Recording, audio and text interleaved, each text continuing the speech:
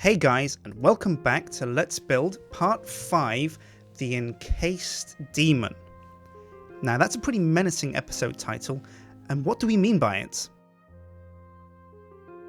Well, in Crown Conquest, the original idea wasn't to use Dragonskull Mountain. I'd planned instead to have a separate location where the players would have to reach with the crown.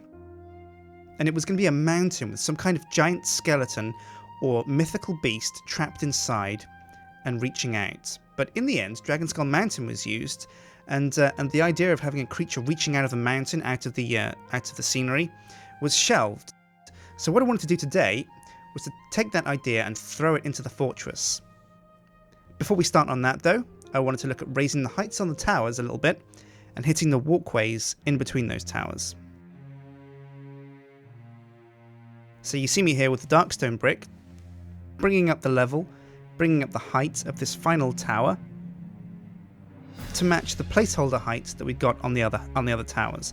Some of these towers are going to reach higher than they are already, so you shouldn't think that because these towers have stopped being built at the heights that they are, that's how they're going to stay. We might climb higher with most of them, I think.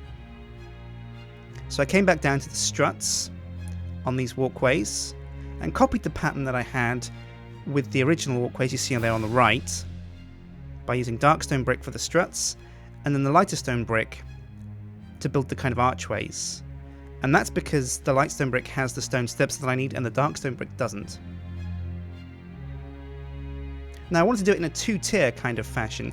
You may remember back to times when you've seen aqueducts and you have that kind of archway design, but there's two levels and the archways on the top level or the bottom level are smaller and thinner, and that's the kind of design I wanted to go for with the walkways here. And it's not quite as evident in this walkway, but it is on the one around the other side that you'll see in a moment.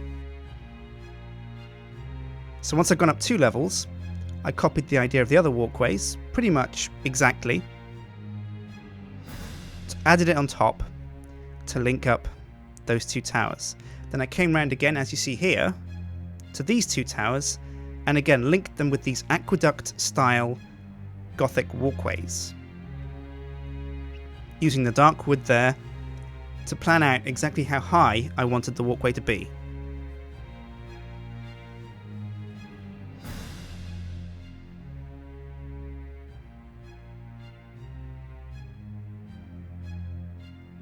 Now I want a little bit of variation with these walkways, and as you can see I just copied the walkways again for expedience's sake. But what I want with the walkways eventually is to have them mazing in between the towers and going up and down levels. Now here you see me building out with another walkway from this, the largest of the spherical towers, because this is going to reach over to the mainland and this is going to be the main entrance to the citadel. So I came out with wooden blocks to map out how high the walkway was going to be, and then after I'd calculated the distance for 4 support struts, I went down by a number of blocks and crafted a drop in the walkway, much like the one we had connecting the outer tower around the other side of the citadel. And then I finished up with the darkstone brick and the lightstone brick here with the lightstone brick steps on the archways, adding a few torches so you can see what I'm doing. And then once those stone steps were in place, I got to work on the walkway itself. And here you can see again the design mimicked. And there I am applying the last finishing touches to the bit where the walkway raises up. Getting that right was quite tricky actually, and I had to reposition the top part, the wooden top part, with World Edit copy and paste.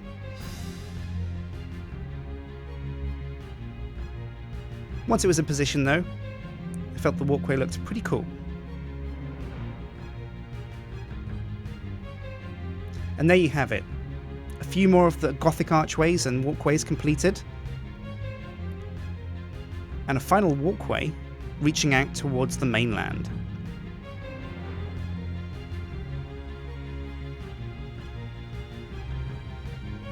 Now the next step was to dig through this mountain here And this is where the encased demon comes in, because what I want with this mountain is to have a crazy kind of demonic creature trapped inside the mountain trying to claw out. And to get inside the citadel itself, you're going to have to, yeah, you guessed it, travel through the creature's mouth. The creature is what guards the citadel in a lot of ways, although he's encased in stone and bound by some evil demonic spell. Now again, I'm not the greatest at sculpting models out of Minecraft blocks. It takes a really high degree of artistic knowledge to kind of get these looking right, and I don't really have it. But I gave it my best shot, and you see me there, I constructed the face out of dark stone brick as a placeholder, and then you see me climbing up the sides of its head with kind of horn shapes. Although I got the placing wrong on the left horn, or the right as you see it now, and came out and rebuilt the horn. Once that was in place, I added 2 small horns in the middle, redecorated the eyes slightly, added a small kind of nose, and then it was time to construct the arms. Now, the creature's going to be encased in the mountain, but he's reaching out of it, and you see here his right hand is pushing out through the mountain, and his hand is resting against that mountain, trying to pull himself free, while his other hand, over this side, is reaching out with a giant weapon raised, a giant sword with a wooden hilt you see here, and a wooden pommel. And then the blade itself I've made out of wood for the time being, but I'll come back to that later and turn it into iron blocks, I think. Again, modelling like this, especially in Minecraft, can be very tricky. And sometimes you have to kind of court perfection, because you can never get it looking exactly how you want it to. And you see here I came back, looked at the model itself, looked at the sculpture, and tested out different blocks, wool, netherrack, stone, obsidian you see here finally, before coming back to the netherrack blocks. That's what I wanted to craft this demon out of. And there you see me turning the sword into iron, and redoing the hilt slightly, so it looks a bit more like a sword. And there you have it, the red demon is reaching out of the mountain, so our entrance is almost complete. Now I decided to build a small kind of turret castle thing in the side of the mountain for guards to watch out over the entrance, the demonic evil imp guards. And again, access to this turret, access to this little castle bit, is possible through the demon's mouth inside the mountain. And then I built down here with wooden blocks as a placeholder. They'd later become wooden steps, but these are his kind of tongue slipping out across the landscape and then reaching over this small river section. That's going to be a bridge, and you see there the wooden floor for what the bridge will be. I then climbed down the edge of the bridge with dark stone brick.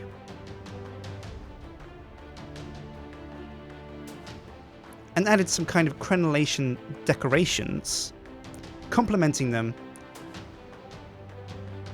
with nether brick fence posts to match with the red theme that we have of the encased demon.